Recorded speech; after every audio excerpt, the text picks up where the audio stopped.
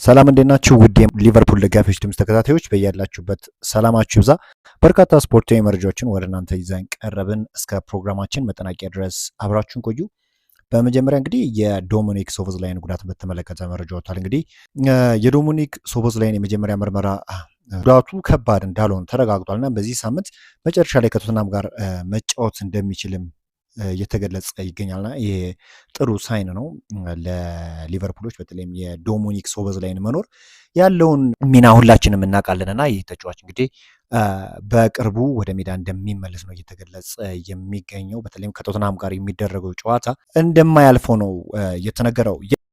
ከዝውውር መረጃ ጋር በተያያዘ እንግዲህ ሊቨርፑሎች ሰሜኑን ማንቸስተር ሲቲ ሊመርጥ እንደሚችል ጥርጣሬ ውስጥ ገብቷል በሚል ስጋት ባርኮላን በንቃት እየተከታተሉት እንደሆነ ተገልጿል። ባርኮላ እንግዲህ ከፓሪስ ሴን ጀርመን አዲስ ፕሮጀክት ለመቀበል ፍቃድ እንዳለው እየተገለጸ ይገኛል። በዚህም መሰረት እንግዲህ ሊቨርፑሎች ተጫዋቹን የግላቸው ለማድረግ ወሳኝ የሆኑ ስራዎችን እንደሚሰሩ ነው እየተገለጸ የሚገኘው። በፒኤስጂ ቤት ይህን ያለ ኮንፈርት ተሰምቶት የሚጫወት ተጫዋች አይደለም እና ወደ ሌሎች ክለቦች በተለይም ደግሞ ከእንግሊዝ ክለቦች ጥያቄ የሚቀርብለት ከሆነ ለማጤን ፈቃደኛ እንደሆነ ነው እየተገለጸ የሚገኘው። እንግዲህ አሁን የጥሩ የዝውውር መስኮት ሊከፈት ጥቂት ቀናቶች ነው የቀሩትና ከዛም ጋር በተያያዘ በርካታ ሩመሮች፣ በርካታ ጭምጭምታዎች ካሁኑ እየተወሩ ይገኛሉ።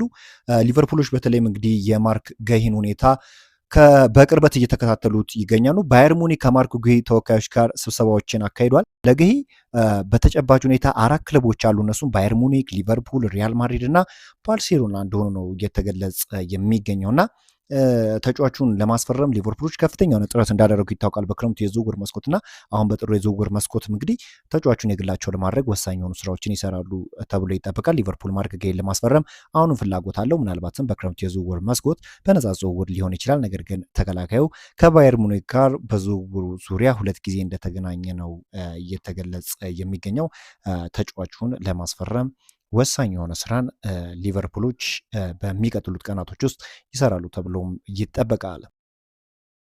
ከዝውውሩ ጋር በተያያዘ ሌላኛው እንግዲህ አዳም ዋትሰን በአንፊልድ አድናቂዎች እንዳሉት ያምናል እና በክረምቱ የዝውውር መስኮት ተጫዋቹን ያስፈርሙታል፣ ለማስፈረም ሙከራ ያደርጋሉ ተብሎ ይጠበቃል። የተጫዋቹ አድናቂ እንደሆኑ እየተገለጸ የሚገኘው በተለይም እንግዲህ ተጫዋቹን ልብ ብላችሁ አይታችሁ ከሆነ በፓሲንግ ስኪሉ በጣም ድንቅ ከሚባሉ ተጫዋቾች ውስጥ በግንባር ቀደምነት የሚጠቀስ ተጫዋች እንደሆነ ይታወቃልና ሊቨርፑሎችም እንግዲህ ይህንን ወጣት ተጫዋች ለማስፈረም በክረምቱ የዝውውር መስኮት ጥረት ያደርጋሉ ተብሎ ይጠበቃል። ግን ይሄ ዝውውር በጥሩ የዝውውር መስኮት የመሆን እድሉ ጠባብ እንደሆነ ነው እየተነገረ የሚገኘው። ከጉዳት ጋር በተያያዘ እንግዲህ ጃኦ ጎሜዝ የቶተንሃም ጨዋታ እንደሚያመልጠው ይጠበቃል። ነገር ግን በመጀመሪያው አጋማሽ ከብራይተን ጋር ባደረገው ጨዋታ ያጋጠመው የጡንቻ መገጣጠሚያ ጉዳት ከባድ እንዳደለ ነው እየተገለጸ የሚገኘው። ይህን ያህል ከባድ የሚባል ጉዳት እንዳልገጠመው ነገር ግን ደግሞ ለቶተንሃሙ ጨዋታ እንደማይደርስ በቅርቡም ግን ወደ ሜዳ እንደሚመለስ ነው እየተገለጸ የሚገኘው።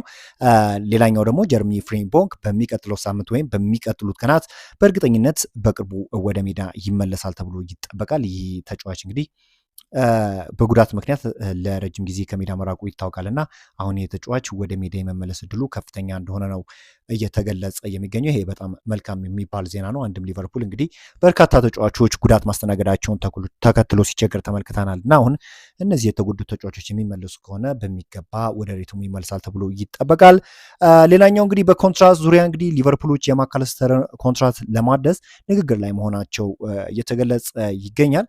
በሊቨርፑል ቤት በትንሽ የዝውውር ሂሳብ መጥቶ በትንሽ የዝውውር ዋጋ መጥቶ ሊቨርፑልን በሚገባ እያገለገለ ከሚገኙ ተጫዋቾች ውስጥ ማካለስተር ነው። ያው ጉዳት ያጠቋል። ነገር ግን ባለባቸው ወይም በቋሚ በሆነባቸው ጨዋታዎች የተሻለ ነገርን ለመስጠት ሁሌም ቢሆን ታታሪ የሆነ ተጫዋች ነው እና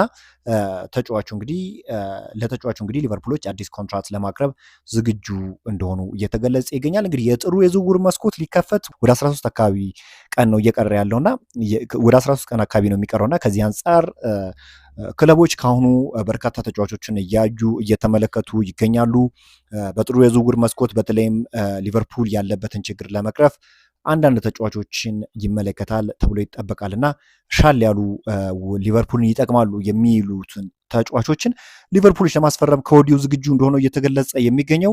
በዛሬው ዕለት እንግዲህ ሊቨርፑልን የተመለከቱ ስፖርታዊ መረጃዎች እኚህን ይመስላሉ።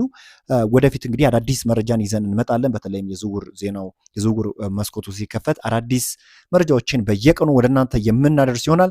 እናንተ ብቻ ይህንን ቻናል ሰብስክራይብ እንዲሁም ቪዲዮአችንን ላይክ እና ሼር ማድረጋችሁን ፈጽሞ እንዳዘነጉ። በአዳዲስ ስፖርታዊ መረጃ እስክንገናኝ ድረስ መልካም ተመኘው።